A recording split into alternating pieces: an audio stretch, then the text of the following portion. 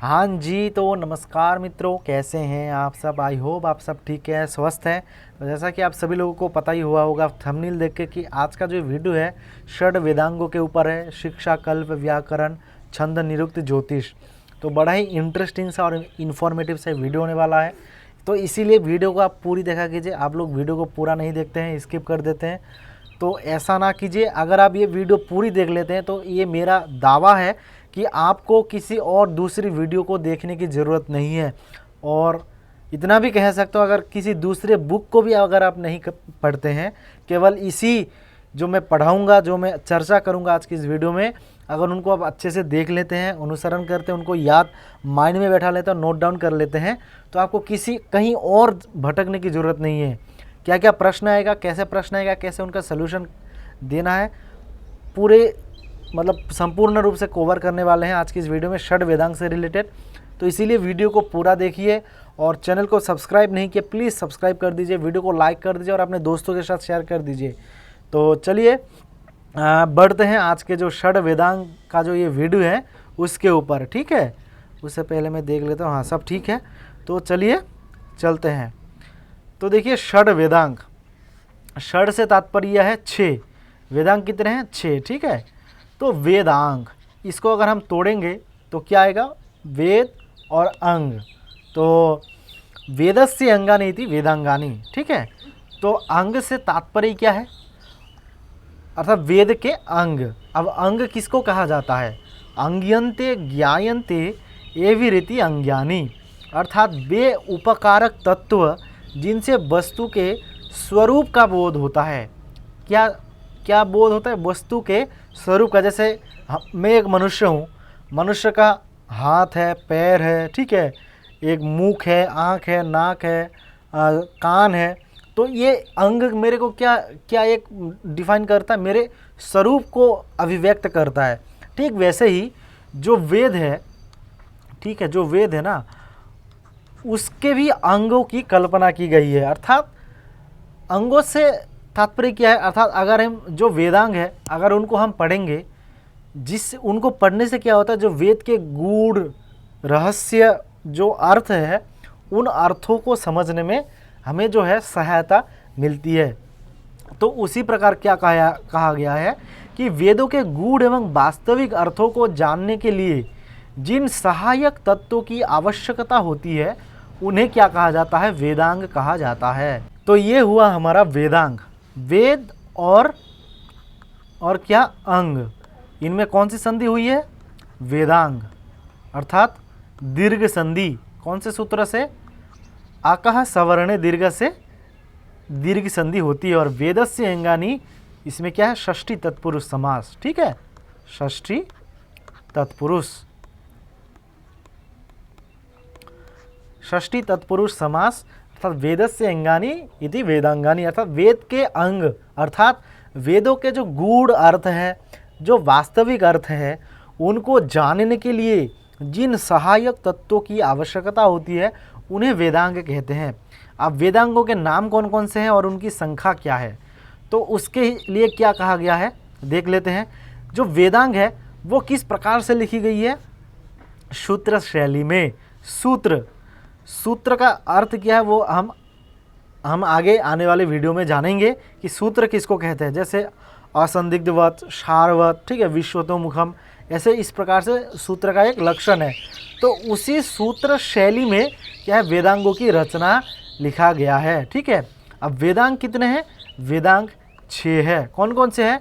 शिक्षा, व्याकरणम, छंदो, निरुक्तम, ज्योतिषम तथा कल्पश्चेति षडंगानि वेदस्याहुर्मनीषिणः। अर्थात शिक्षा, व्याकरणम, छंदो क्या है? सबसे पहला है शिक्षा। शिक्षा, व्याकरणम, छंदो, ये जो है ये कौन से छंद में है? ये आपका है अनुष्टुप छंद में। अनुष्टुप, ये अनुष्टुप छंद में। शिक्षा, व्याकरणम, छंदो, निरुक्तम, ज्योतिषम तथा कल्पश्चेति षडंगानि वेदस्याहुर्मनीषिणः। इस प्रकार से अनुष्टुप छंद को गाया जाता है। तो इन छंदों के बारे में, अनुष्टुप छंद जो वैदिक छंद है और इसके साथ साथ जो लौकिक छंद है, वैदिक प्लस जो लौकिक छंद है, अगर इन छंदों को आपको सीखना है तो पूरा प्लेलिस्ट बना हुआ है मेरे यूट्यूब चैनल पे। आप जाना है, प्लेलिस्ट के सेक्शन पे जाना है, वहाँ पे आप देखेंगे वैदिक छंद और एक है संस्कृत छंद। वहाँ पे जितने भी छंद हैं उन सभी छंदों के बारे में बताया गया है, लय राग कैसे गाना है। जो आपके जो छंद है आपके CUET के भी जो है आपके भाग में आता है, और उसके साथ साथ आपके UGC नेट में भी जो है ये छंद लगे हुए हैं। तो बड़ा ही इंटरेस्टिंग सा जो ये टॉपिक है, आप चाहें तो वहाँ से आप सीख सकते हैं, छंदों को जान सकते हैं, कैसे गायन करना है, सब कुछ जान सकते हैं। तो चलते हैं हमारे टॉपिक की तरफ। तो शिक्षा व्याकरणम छंदो निरुक्तम ज्योतिषम तथा कल्पश्चेति षडंगानि वेदस्याहुर मनीषिणः। ये मनीषियों के द्वारा आहु अर्थात कहा गया है वेदस्य अंगानि। क्या क्या है? शिक्षा, व्याकरणम, छंद, निरुक्त, ज्योतिष और कल्प। ठीक है। इसके पश्चात पाणिनीय शिक्षा में भी क्या कहा गया है? पाणिनीय शिक्षा में देख सकते हैं कि वहाँ पर जो वेदांग है, 6 वेदांगों का वेद को पुरुष रूप में कल्पना करके 6 अंगों के रूप में वर्णन है। ठीक है। जैसे छंदः पादौ तु वेदस्य हस्तौ कल्पो अथ पठ्यते ज्योतिषामयनं चक्षुः निरुक्तं श्रोत्रम् उच्यते शिक्षा घ्राणं तु वेदस्य मुखं व्याकरणं स्मृतं तस्मात् सांगमधीत्यैव ब्रह्मलोके महीयते। तो ये कहाँ पर कहा गया है? पाणिनीय शिक्षा में 41 श्लोक और 42 श्लोक में। तो बड़ा ही इंटरेस्टिंग सा है। ये प्रश्न पूछ देता है कि छंदः पादौ तु वेदस्य ये कहाँ पर कहा गया है। तो पाणिनीय शिक्षा में ये वर्णन मिलता है, बहुत बहुत इम्पोर्टेंट है। ठीक है। इस श्लोक को आपको याद करके रख लेना है। क्या है? छंदः पादौ तु वेदस्य हस्तौ कल्पो अथ पाठ्यते ज्योतिषामयनं चक्षुः निरुक्तं श्रोत्रमुच्यते शिक्षा घ्राणं तु वेदस्य मुखं व्याकरणं स्मृतं तस्मात् सांगमधीत्यैव ब्रह्मलोके महीयते। अर्थात छंदः पादौ तु वेदस्य, अर्थात छंद जो है, छंद को वेद रूपी पुरुष के क्या कहा गया है? पाद कहा गया है। पाद से तात्पर्य है पैर। ठीक है। हस्तौ कल्पो अथ पठ्यते, अर्थात जो कल्प है उसको क्या कहा गया है? हाथ कहा गया है। ठीक। ज्योतिषामयनम चक्षुः, अर्थात ज्योतिष को क्या कहा गया है? चक्षुः। और ठीक वैसे ही निरुक्तम श्रोत्रम उच्यते, जो निरुक्त है उसको श्रोत्र कहा गया है। और शिक्षा क्या है? शिक्षा घ्राणम तु वेदस्य, शिक्षा घ्राण अर्थात क्या है? नासिका। शिक्षा को क्या कहा गया है? नासिका। ठीक है।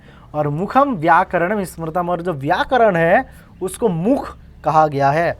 तस्मात् सांगम अधीत्यैव, अर्थात इन सभी को सांगम अर्थात वेदांग सहित वेद को पढ़ना है और वेदांगों के सहित पढ़ना है। अधीत्यैव पढ़ने से वो ब्रह्मलोक को प्राप्त करता है। ब्रह्मलोके महीयते।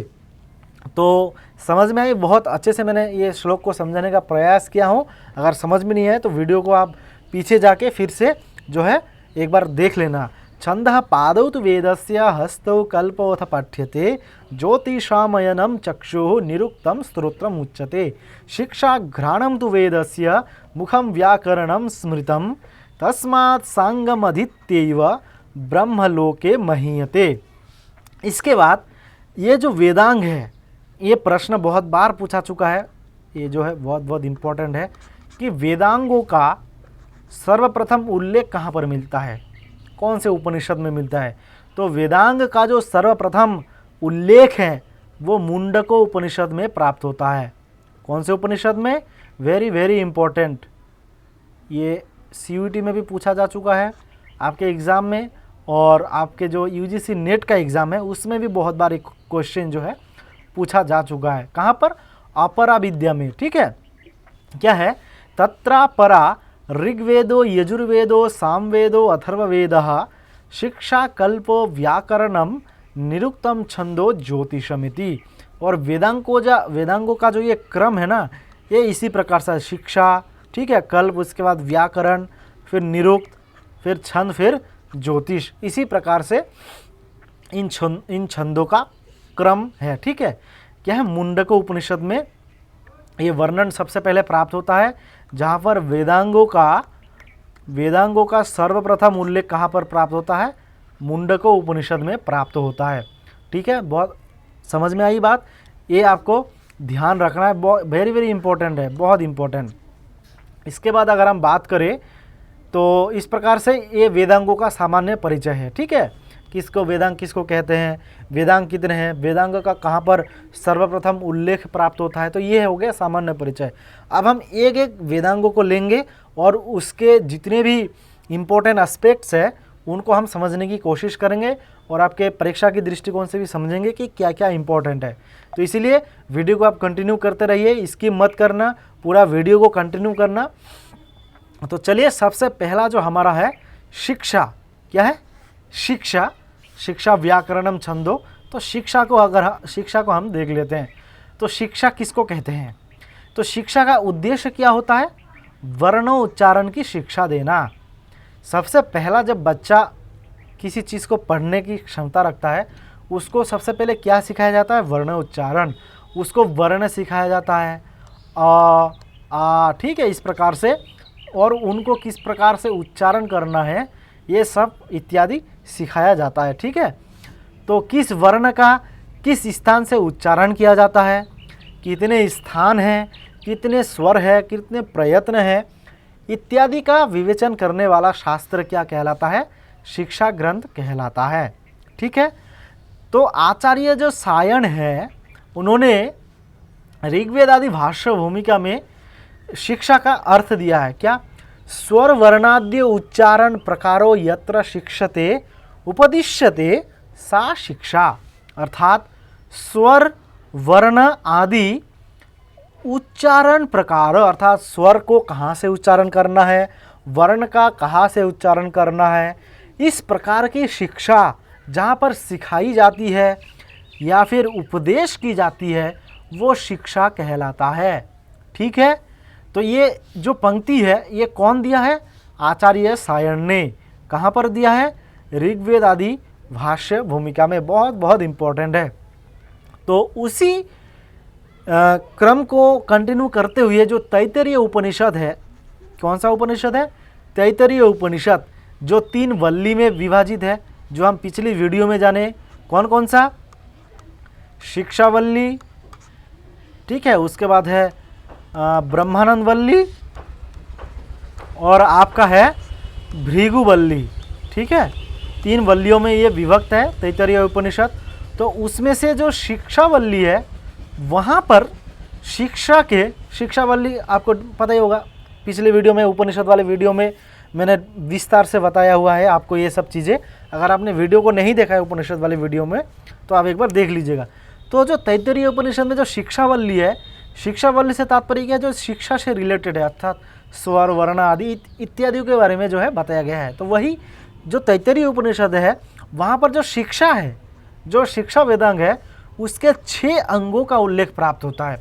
वो कौन कौन से 6 अंग हैं, वर्ण स्वर मात्रा वलम साम संतान इत्युक्तः शिक्षाध्यायः। अर्थात वर्ण स्वर मात्रा वल साम और संतान इति उक्तः, अर्थात ऐसा कहा गया है, क्या, शिक्षा अध्याय में। तो अब हमको ये जानना पड़ेगा कि वर्ण क्या है, स्वर क्या है, मात्रा क्या है। तो चलिए देखते हैं कि वर्ण, तो सबसे पहला आता है वर्ण। तो वर्ण किसको कहा जाता है, वेदों में वर्णों की संख्या कितनी है, 52। वेरी वेरी इंपॉर्टेंट, बहुत बार पूछा दिया जाएगा। लेकिन जो हमारा संस्कृत है, लौकिक संस्कृत, वहाँ पे वर्ण संख्या कितने हैं, 63। कितना है, 63। ठीक है, तो वेदों में 52 वर्ण पाए जाते हैं, अर्थात ध्वनियाँ। तो 52 वर्ण कौन कौन से, स्वर, जिसमें से 13 स्वर है, स्पर्श वर्ण है, कादयो मावर्साना स्पर्श, अर्थात क से म पर्यंत जो है स्पर्श वर्ण है। उसके बाद आपका यवरल और श और स, और उसके बाद है ह, 8। फिर विसर्ग, अनुस्वार, जीवामूली और उपाध्मानियाँ। तो इस प्रकार से जो है टोटल जो है 52 वर्ण पाए जाते हैं, परंतु जो पाणिनीय शिक्षा है वहाँ पर संस्कृत में वर्णों की संख्या कितनी मानी गई है? 63, या फिर जो समृद्ध और जो विवृत अ को अगर हम पृथक मानते हैं तो 64। इसके लिए क्या पंक्ति प्राप्त होती है? त्रिषष्टिर चतुष्षष्टिर्वा वर्णा शंभु मते मताः, अर्थात जो शंभु है उनके मत में 63 वर्ण प्राप्त होते हैं या फिर 64 वर्ण प्राप्त होते हैं। ये पाणिनीय शिक्षा का तीसरा श्लोक है। तो इस प्रकार से जो वर्ण है वो हम जान लिए कि वेदों में 52 वर्ण है और पाणिनीय शिक्षा में 63 या फिर 64 को वर्णों की संख्या माना गया है। इसके बाद स्वर, तो स्वर कितने हैं? स्वर 3 हैं। कौन कौन से? उदात, अनुदात और स्वरित। उदात का क्या लक्षण प्राप्त होता है हमारे संस्कृत व्याकरण में? कि उच्चैरुदातः, जब हम उच्चै किसी वर्ण का, किसी मंत्र का, जहाँ पर हम उच्चै अर्थात ऊंचा आवाज़ निकालते हैं तो वो उदात कहलाता है।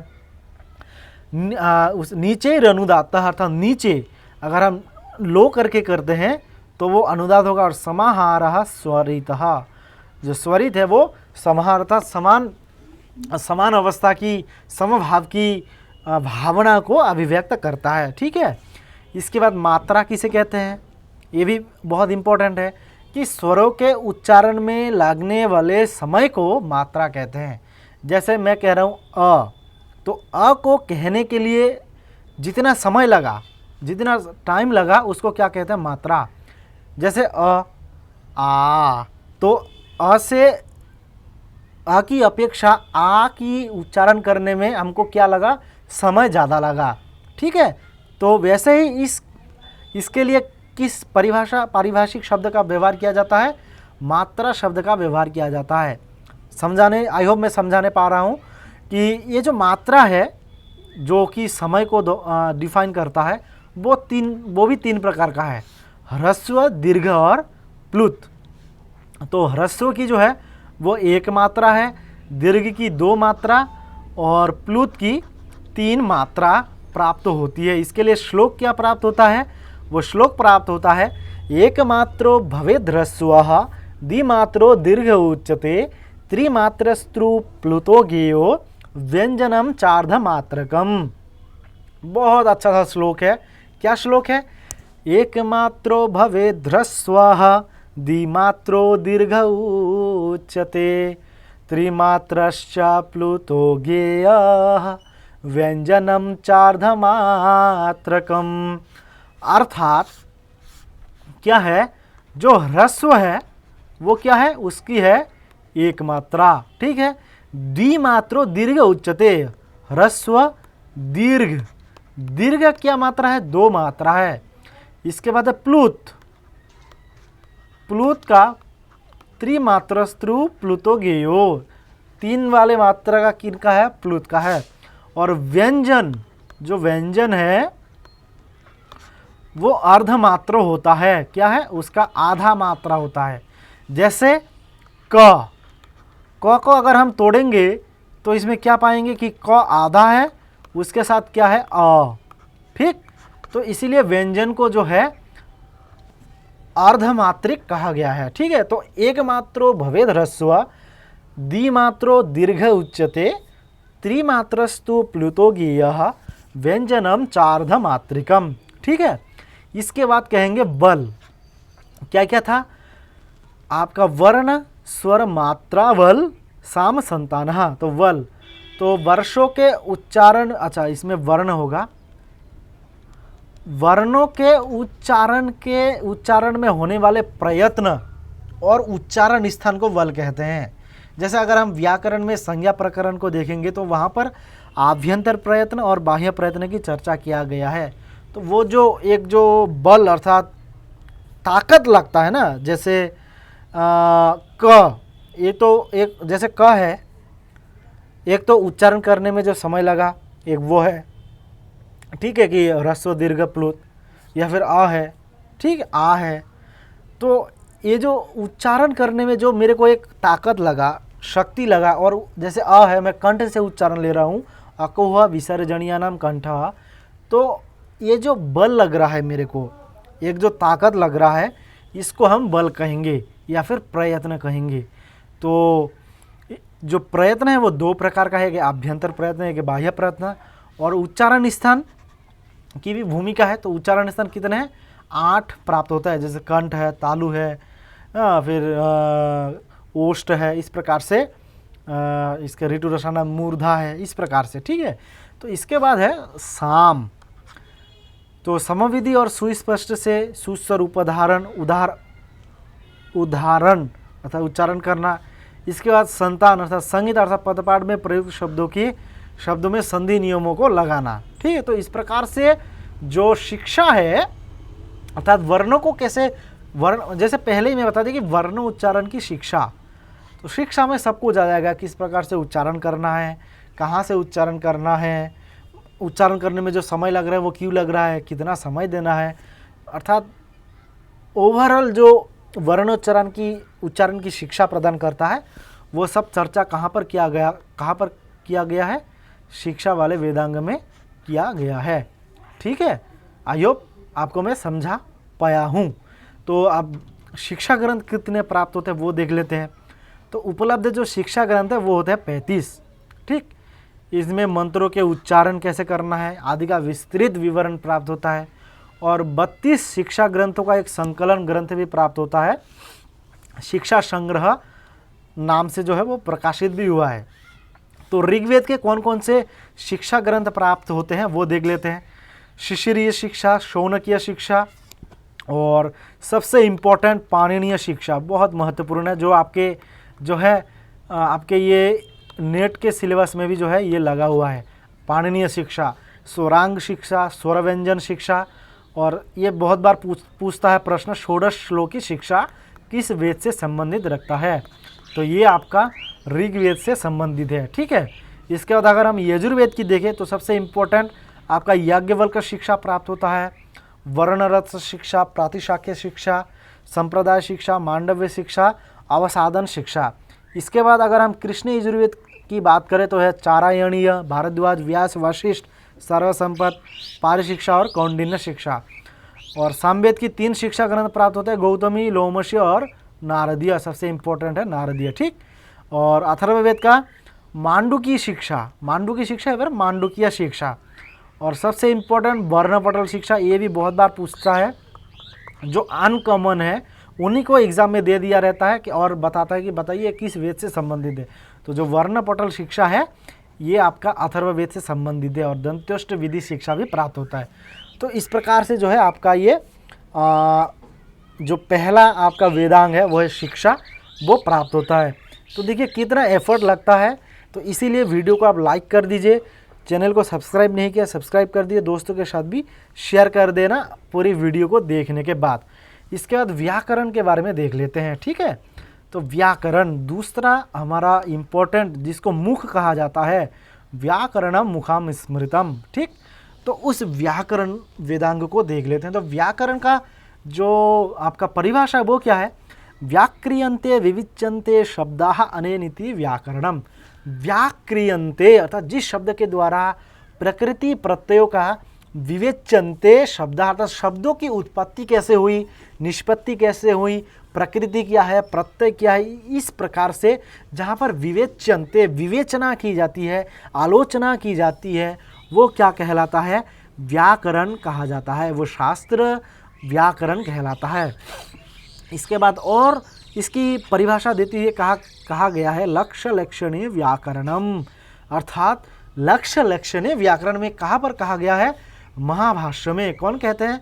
आचार्य पतंजलि जो है ये परिभाषा देते हैं लक्ष्य लक्षणीय व्याकरणम, अर्थात लक्ष्यम शब्दाः लक्षणम सूत्रम, अर्थात जहाँ पर शब्दों की उत्पत्ति कैसे हुई ये बताया जाता है, किसके माध्यम से? सूत्र के माध्यम से। तो लक्ष्य लक्षण है, जहाँ पर लक्ष्य की चर्चा हो, लक्षण की चर्चा हो, वो व्याकरण कहलाता है। और लक्ष्य क्या है? लक्ष्यम है शब्दाः और लक्षणम सूत्रम, ठीक है।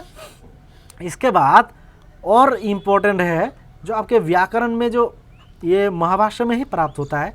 जब आप एमए में एडमिशन लेके जब यूजीसी नेट का तैयारी करेंगे तब आपको जो है महाभाष्य पढ़ना पड़ेगा।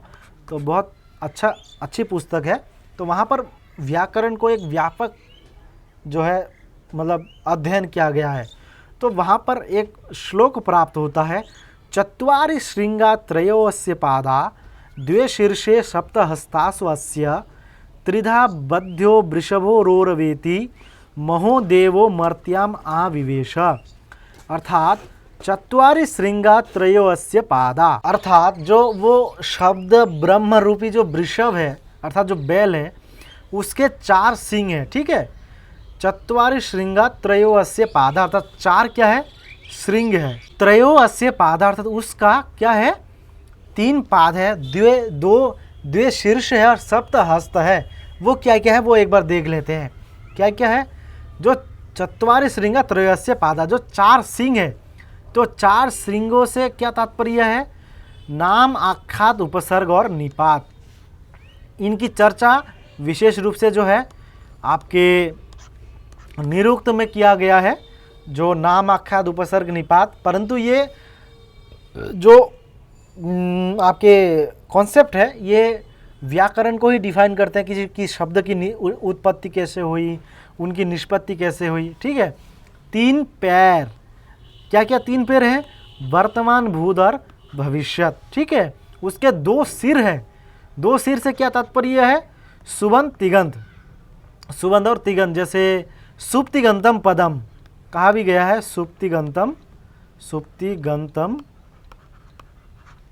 यहाँ पर ये नहीं हो, सुप्तिगंतम पदम अर्थात सुबंध और तिगंत शब्दम इति उच्यते, अर्थात सुबंध और तिगंत उसको क्या कैसे कल्पना किया गया है, 2 सिर के रूप में कल्पना किया गया है। ठीक है, इसके बाद सप्तहस्तासु अस्य, सप्तहस्त 7 हाथों से क्या तात्पर्य है, प्रथमा, द्वितीय, तृतीय आदि जो 7 विभक्तियां हैं वो, और 3 स्थान जो पाणिनीय शिक्षा है वहाँ पर भी जो हमारे क्या कहते हैं उच्चारण है वो क्या क्या है, वर्णों के उच्चारण कहाँ पर होते हैं, ऊर अर्थात छाती से, कंठ से और शीर से। तो इस प्रकार से शब्द ब्रह्म रूपी महादेव मनुष्य के शरीर में व्याप्त है।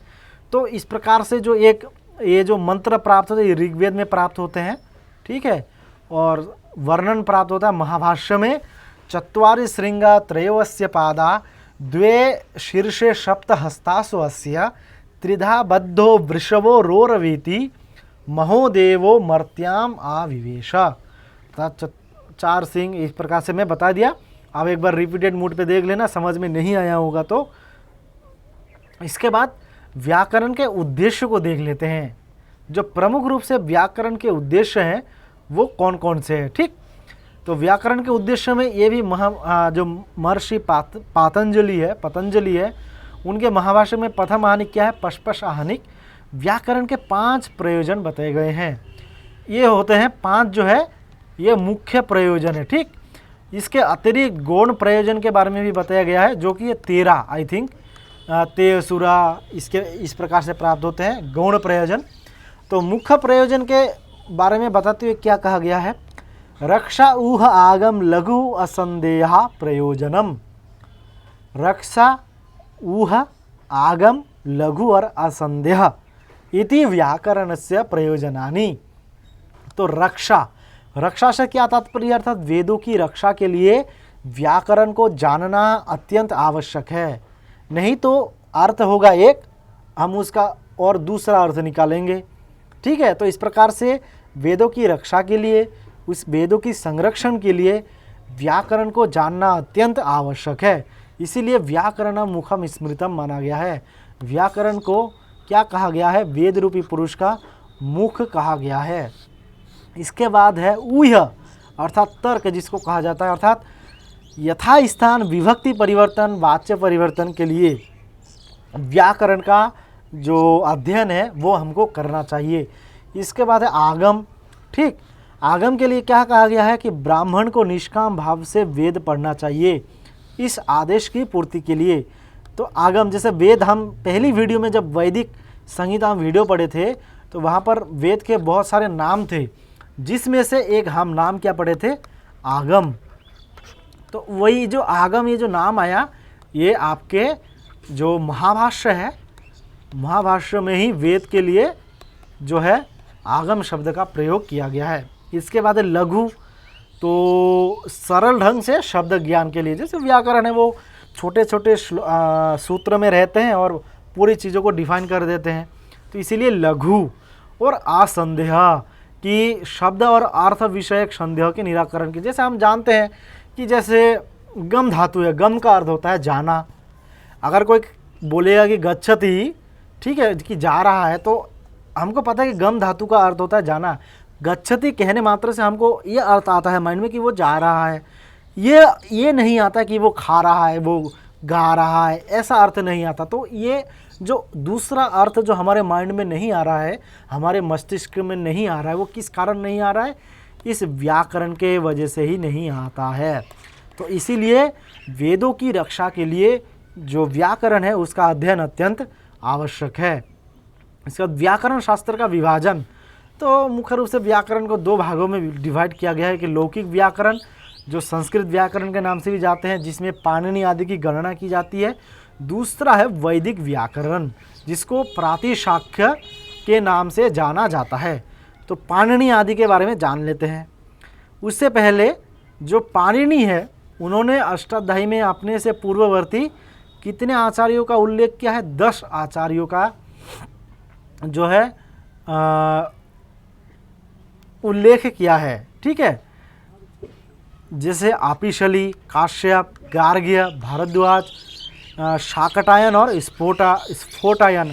तो अगर आपके मन में ये डाउट आया होगा कि कैसे उनका उल्लेख किए थे, तो एक प्राप्त होता है सूत्र कि लोपः शाकल्यस्य,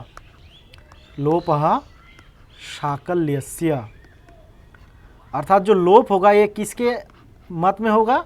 आचार्य शाकल्य के मत से होगा, ठीक है। तो ये जो शाकल्य है ये पाणिनि से पूर्ववर्ती है, जो कि वो अपने अष्टाध्यायी में उनका नाम लेते थे। ऐसे बहुत सारे आपके आचार्यों का उल्लेख किया है, जिसमें से आपका शाकल्य है, गार्ग्य है, भारद्वाज है। इस प्रकार से आचार्य पाणिनि ने 10 पूर्ववर्ती आचार्यों का अष्टाध्यायी में उल्लेख किया है। बस ये नॉलेज के लिए मैं आपको बता दिया। तो पाणिनि सबसे पहले जो प्रमुख माने जाते हैं, ठीक है, व्याकरण के सांगोपांग, वो है आचार्य पाणिनि। इनका समय क्या है? 500 ईसा पूर्व, ठीक। इनका जन्म कहाँ पर हुआ? भारत के गंधार में, तत्कालीन उत्तर पश्चिम भारत के गंधार में। और स्थान क्या था? शालातूर। और इसी शालातूर नामक ग्राम में जन्म होने के कारण इनको शालातूर्य भी कहा जाता है। वेरी वेरी इंपॉर्टेंट पूछ देता है कि शालातूर्य किनका अपर नाम है? पाणिनि, कात्यायन, पतंजलि या फिर दूसरे आचार्यों का? तो आपको याद रखना है, बहुत कन्फ्यूजन होता है। तो इनका जन्म स्थान है शालातूर, जिसके कारण इनका नाम पड़ा शालातूर्य, ठीक है। पणिन इनके पिता का नाम है और माता का नाम है दाक्षी, जिसके कारण इनको जो है दाक्षी पुत्र भी कहा जाता है। तो ये पणिन, शालातूर्य, दाक्षी पुत्र, ये पाणिनि के अन्य नाम हुए, ठीक है। और इनके गुरु का नाम हुआ उपवर्ष। इसके बाद अगर पाणिनि की रचना करें तो उन्होंने 5 ग्रंथ लिखा है और एक महाकाव्य लिखा है। सूत्रपाठ, गणपाठ, धातुपाठ, उनादिपाठ और लिंगानुशासन। तो उन्होंने सूत्रपाठ में जो अष्टाध्यायी है वो सूत्रों में लिखा है, जिसमें 8 अध्याय है और प्रत्येक अध्याय में 4-4 पाद है। जिस प्रकार इसमें 8 × 4 करेंगे तो टोटल 32 पाद जो है यहाँ पर प्राप्त होते हैं। और लगभग कितना इनके मंत्र सूत्र संख्या है? क्या था? 3973। इस प्रकार से, अर्थात लगभग 4000 सूत्र यहाँ पर प्राप्त होते हैं। तो सूत्र हम कह रहे हैं। तो सूत्र का लक्षण क्या है? सूत्र की परिभाषा क्या है? अल्पाक्षरम असंदिग्धम सारवद विश्वतो मुखम अस्तो भमम अनवद्यम च सूत्रम सूत्रविदो विदुः। अर्थात जो सूत्र है वो अल्पाक्षर होना चाहिए, अर्थात उसमें अक्षर अर्थात वो कम अक्षरों वाला होना चाहिए, असंदिग्ध संदेह रहित होना चाहिए, सारवत तथा साररूप और विश्वतो मुखम अर्थात निरंतरता। ऐसा नहीं कि एक बार मैं कह दिया और दूसरी बार वो अप्लाई नहीं होगा। जब भी वो सूत्र आएगा वो हर बार अप्लाई होगा उस कंडीशन में, अर्थात निरंतरता लिए हुए। और अस्तो भमन अनवद्यम च अर्थात त्रुटिहीन रहित। क्या कहते हैं? सूत्रविद जो है उसको सूत्र कहते हैं। तो इस प्रकार से ये सूत्र का लक्षण है। ये भी बहुत बार पूछा जा चुका है आपके CUET एग्जाम में कि अल्पाक्षर असंदिग्ध किसका है, सूत्र का है, वार्तिक का है, या फिर भाष्य का लक्षण है, इस प्रकार से। इसके बाद धातु पाठ है, गण पाठ है, उनादि पाठ है, लिंग अनुशासन है, और एक जो है जाम्बवती विजय महर्षि पाणिनि का ग्रंथ पाया जाता है, वेरी वेरी इंपॉर्टेंट, जिसको कहते हैं जाम्बवती काव्यम, और इसी का नाम दूसरा नाम क्या है, पाताल विजय। ठीक है, ये आचार्य पाणिनि ने काव्य भी लिखा है, जो डायरेक्ट तो प्राप्त नहीं होता, किसी किसी आचार्य ने अपने ग्रंथ में जो इनका उल्लेख प्राप्त होता है कि ऐसे जाम्बवती काव्यम नाम से पाणिनि का ग्रंथ प्राप्त होता है, इस प्रकार से उल्लेख प्राप्त होता है, जिसके कारण हमको जानकारी मिलती है कि पाणिनि ने एक काव्य ग्रंथ की भी रचना की होगी। इसके बाद युधिष्ठिर मीमांसक ने एक द्विरूप कोश नामक ग्रंथ जो है लंदन में सुरक्षित बताया है, जो कि है इंडिया ऑफिस पुस्तकालय में द्विरूप कोश नामक एक पुस्तक है, जो कि आचार्य पाणिनि के नाम से जो है उद्धृत है, वो आपके वहाँ पर प्राप्त होते। तो इस प्रकार से जो है पाणिनि के ग्रंथ है, उनके नाम है, क्या क्या नाम है आपको मैं बता दिया। इसके बाद कात्यायन का जो समय है वो है 300 ईसा पूर्व। ठीक है, और इन्होंने पाणिनि और सूत्रों के प्रसिद्ध जो है ये वार्तिककार है, इन्होंने सूत्रों के क्या लिखे, वार्तिक। तो वार्तिक किसको कहते हैं भाई, हमको तो नहीं पता कि वार्तिक क्या कहते हैं। तो वो क्या कहते हैं, उक्तानुक्त दुरुक्ता नाम चिंता यत्र प्रवर्तते तम ग्रंथम वार्तिकम प्राहु वार्तिकज्ञा मनीषिणः। अर्थात उक्तानुक्त दुरुक्ता नाम, अर्थात पाणिनि ने सूत्र में जहाँ पर कुछ कहा है या फिर उन्होंने उनके द्वारा छूट गया है, ठीक है, या फिर चिंता ही नहीं किया गया है, अन्यथा ना कहे हुए विषयों का जहाँ पर चिंता यत्र प्रवर्तते, अर्थात चिंता की गई है, अर्थात उन्हें चिंता से तात्पर्य है विश्लेषण किया गया है, विचार किया गया है।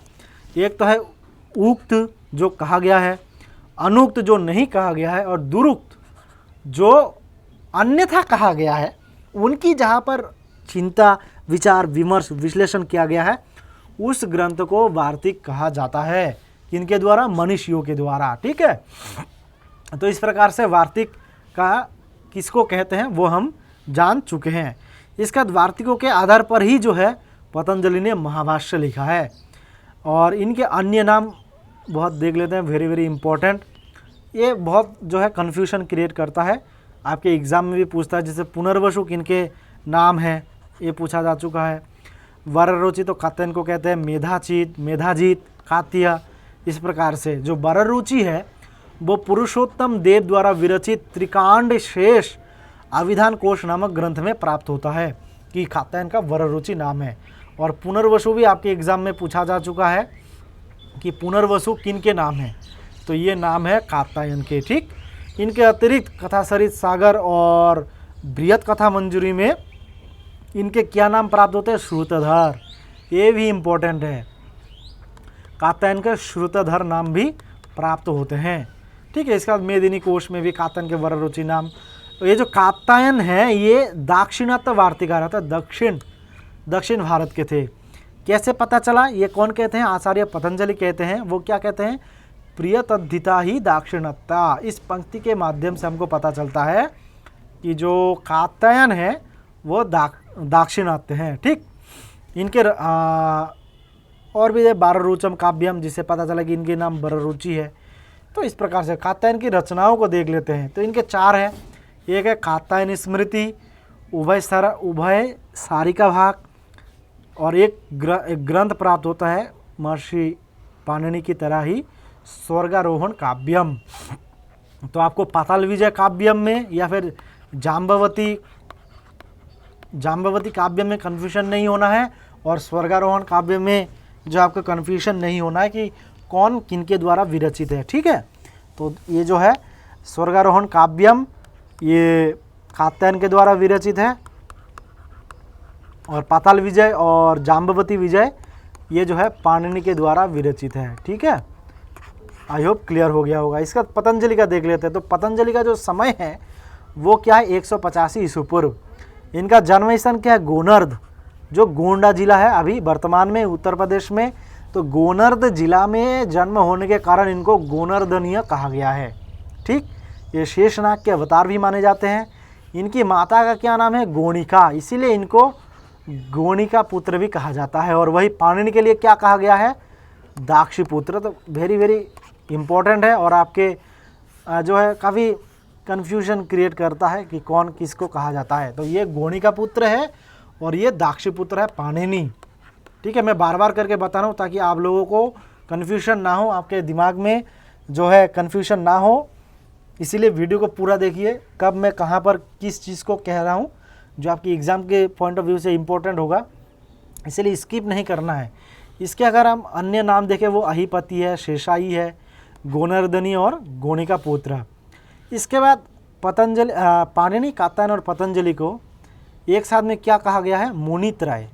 ठीक है, इसके लिए एक पंक्ति प्राप्त होता है, यथोत्तरम मुनिनाम प्रामाण्यम, अर्थात यथा उत्तरम, अर्थात बाद में, जैसे पहले पाणिनि आए, उसके बाद आए कात्यायन, उसके बाद आए पतंजलि। अर्थात तात्पर्य क्या है? जहाँ पर पाणिनि कुछ चीज़ों को एक्सप्लेन नहीं कर पाए, ठीक है, समझ नहीं आ रहा कि कौन सा यहाँ पर लागू होगा कौन सा नहीं लागू होगा, तो ऐसे में कात्यायन की जो बात है, कथन है, उनको ज़्यादा प्रमाण माना जाएगा।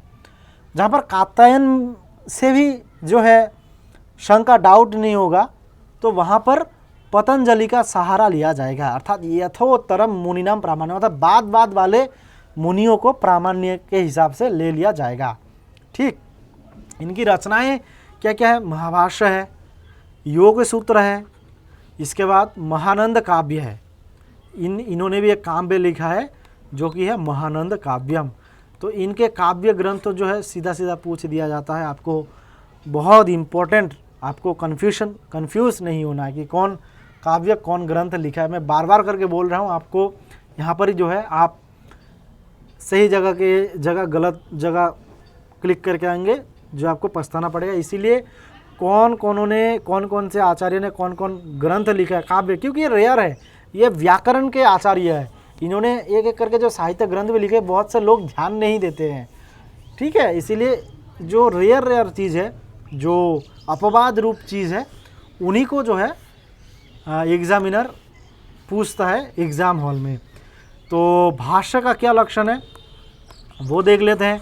तो सूत्रार्थो वर्णते यत्र पदै सूत्रानुसारिभिः स्वपदानि च वर्णन्ते भाष्यम भाष्य विदो विदुः। अर्थात सूत्रार्थो वर्णते यत्र, जहाँ पर सूत्रों के अर्थ की व्याख्या होती है, पदै सूत्रानुसारिभिः, अर्थात अपने शब्दों में करता है, उन पदों में अर्थात सूत्र को क्रम वाइज पदों के माध्यम से जहाँ पर सूत्रों की व्याख्या किया जाता है, उनके अर्थों की, और अपने स्वपदानि च वर्णन्ते, अर्थात अपने शब्दों में कहा जाता है, उसको भाष्यविद क्या कहते हैं? भाष्य कहते हैं। तो इस प्रकार से तीन है, अल्पाक्षरम, असंदिग्धम, सारवत, विश्वतोमुखम, ये हो गया आपके सूत्र का। ठीक है, और उक्तानुक्त दुरुक्तानाम चिंता यत्र प्रवर्तते तम ग्रंथम वार्तिकम पाहु, वार्तिकज्ञ मनीषिणा, ये वार्तिक का है। और सूत्रार्थो वर्णते यत्र पदै सूत्रानुसारिभिः स्वपदानि च वर्णन्ते भाष्यम भाष्य विदो विदुः। तो ये हो गया आपका भाष्य का लक्षण। ठीक, इसके बाद भर्तृहरि का देख लेते हैं, वेरी वेरी इंपॉर्टेंट। ये 6ठी शताब्दी के माने जाते हैं। इनके निवासी कौन है? उज्जैन में। पिता है इनके चंद्रसेन, और ये नीतिकार भी माने जाते हैं। इन्होंने शतक त्रय लिखा है, नीति शतक, श्रृंगार शतक और वैराग्य शतक। और इन्होंने गुरु गोरखनाथ का शिष्य बनकर जो वैराग्य धारण किया था। और इन्होंने जो है वाक्यपद्यम लिखा है और 3 शतकों की रचना की है। और दीपिका टीका बहुत इंपॉर्टेंट, ये भी बहुत बार पूछता है, दीपिका टीका कौन लिखा है? हम नागेश भट्ट, भट्टोजी दीक्षित मार के आते हैं, लेकिन कौन लिखा है? भर्तृहरि ने। किसके ऊपर? महाभाष्य के ऊपर जो है इन्होंने दीपिका टीका की रचना की है।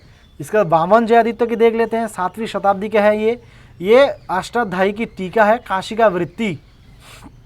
ठीक है, जो कि अष्टाध्यायी की सर्वोत्तम टीका है, उनकी रचना क्या है? वामन और जयादित्य ने, 2 अलग अलग लोग हैं, इकट्ठा इन लोगों ने रचना की है, जिनके कारण इनको वामन जयादित्य कहा जाता है। ठीक, तो काशिका टीका पर जिनेन्द्र उद्रिकित काशिका विवरण पंजिका और हरदत्त मिश्र ने पदमंजरी ग्रंथ लिखा है।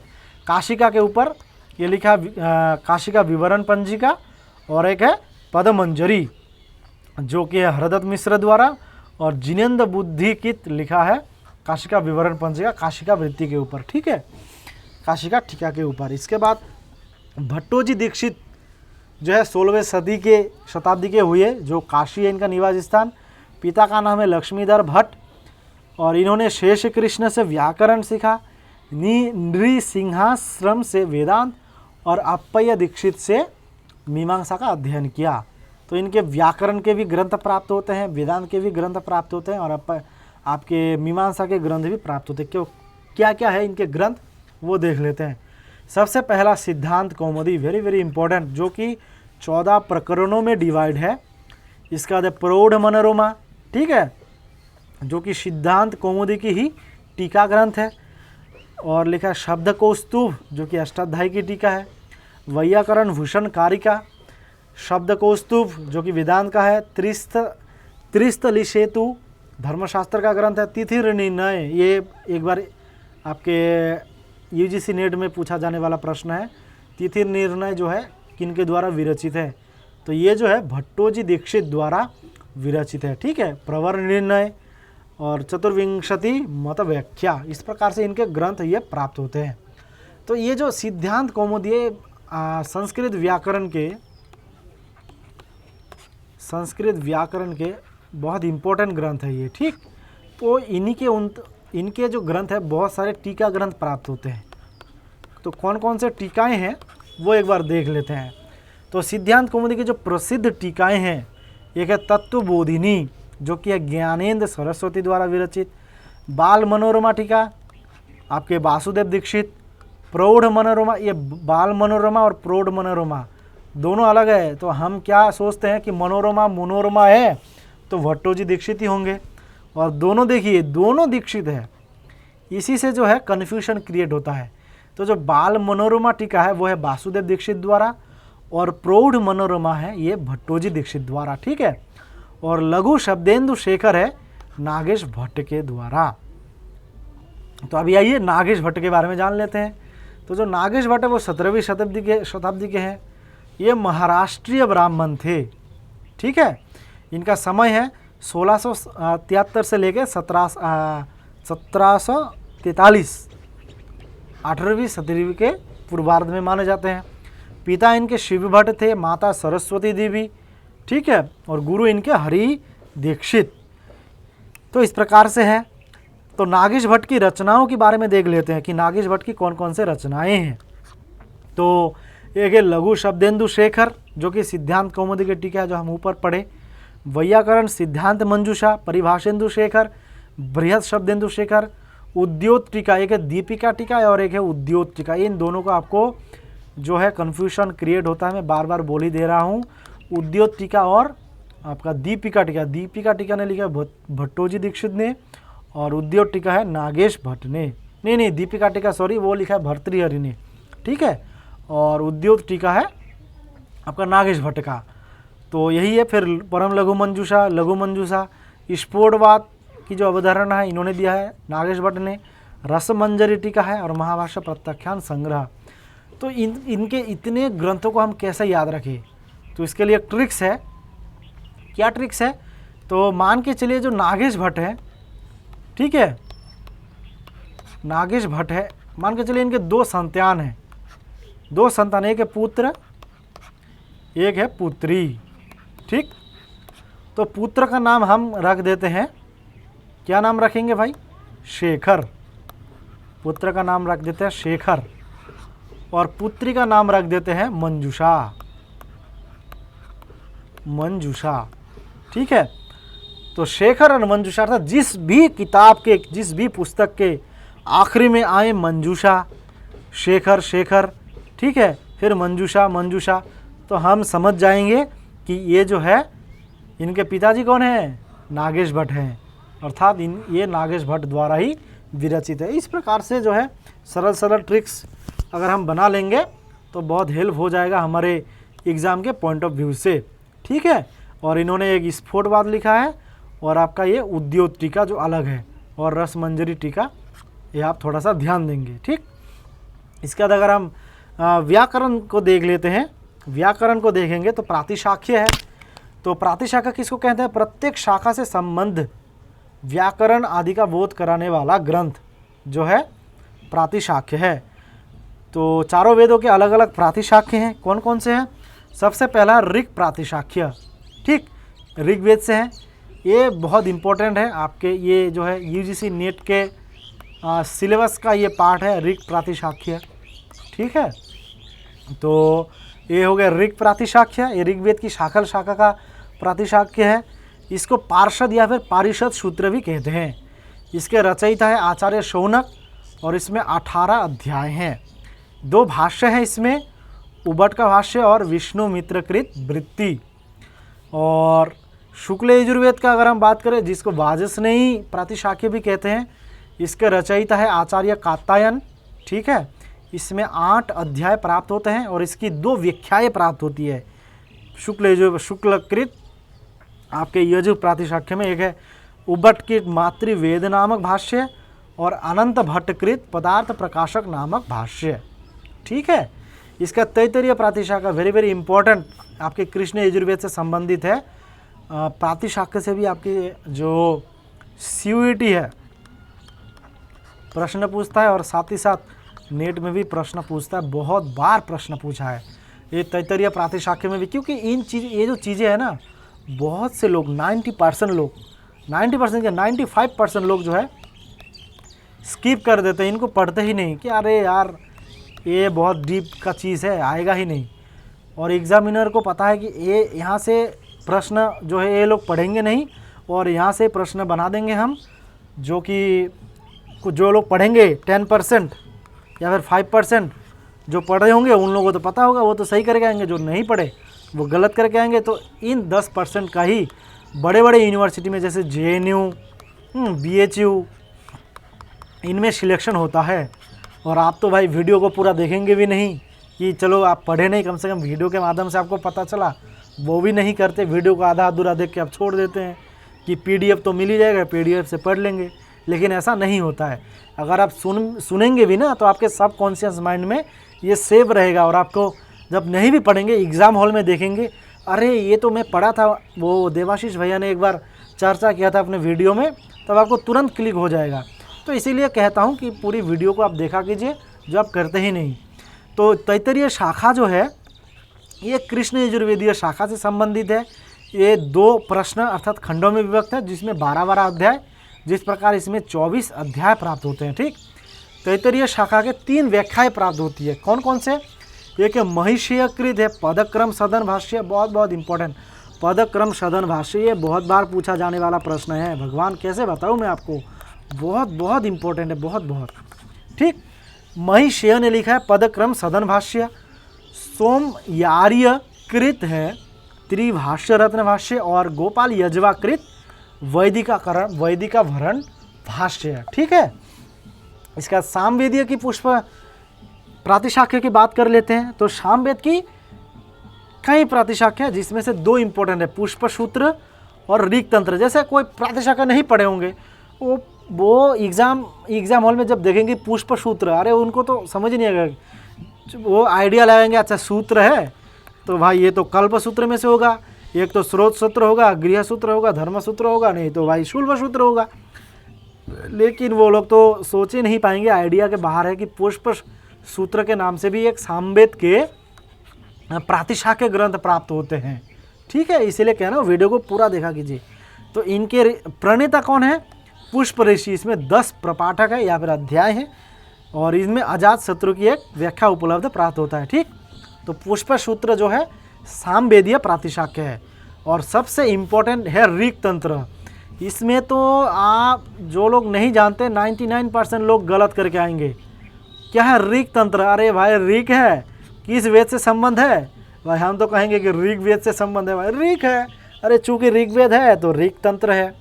लेकिन ऋग तंत्र जो है ये तो भाई सामवेद से संबंधित है। बताओ फिर आपका जब आपका क्या कहता है आंसर किया आएगा तब बहुत से लोग करेंगे अरे गलत दिया है, गलत दिया। लेकिन आपकी पढ़ने में ही कमी है, जिसके कारण आपको पता ही नहीं है कि ऋग तंत्र सामवेद का एक प्रातिशाख्य ग्रंथ है।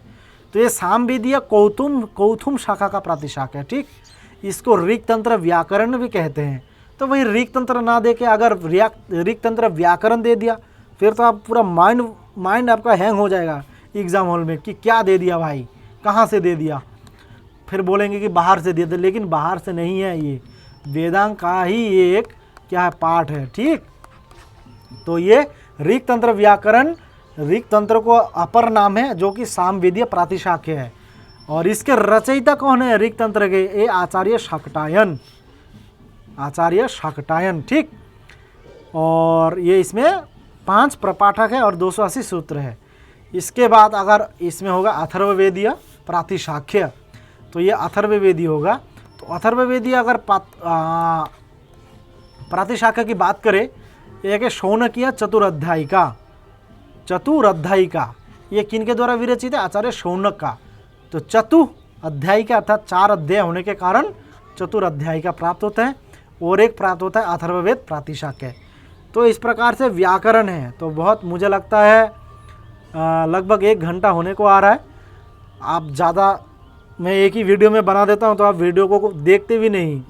ठीक है, लगभग जो एवरेज आपका वाचिंग टाइम है वो 4 से 5 मिनट का ही होता है 1 घंटा में।